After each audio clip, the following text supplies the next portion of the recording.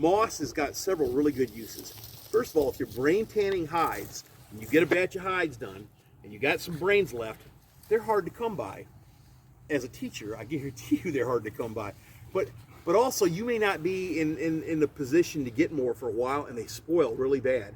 The only way I know to save brains without a freezer is to make a donut out of moss and sop up all that brains, and then let it dry in the sunny area, and you can reconstitute that in warm, just like warm to touch water.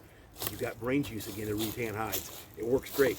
If you pack babies in moss, like in cradle boards or anything, but you put the little rascals right in the moss, when it gets moist, it releases a little bit of tannin, which means that they can pee and poop in it, and there's no diaper rash at all. Their skin's super healthy, and then you can take the dirty moss and throw it right in your garden where it composts up. Stick another batch in. And I know people in Grand Rapids that didn't use diapers except when they were traveling because they kept their babies in sphagnum moss, and it worked fantastic.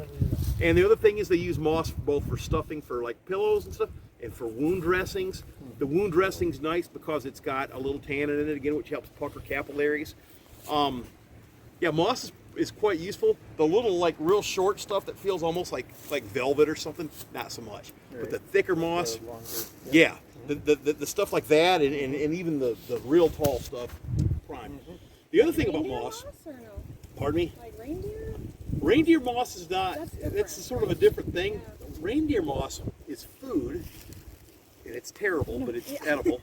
It's bad, but it's a survival ration. You know how the Eskimos used reindeer moss? Right out of the stomach of the reindeer. Oh. They would dig out the stomach contents and they would eat it because it would be broken down, and it's full of vitamins, it's good for you, but the thought of it's pretty cold-blooded. Yeah. I've eaten stomach contents one time knowingly, twice, but it was the same thing, and it's the dirtiest, nastiest, most guilt-ridden, shameful, sexy thing I ever did.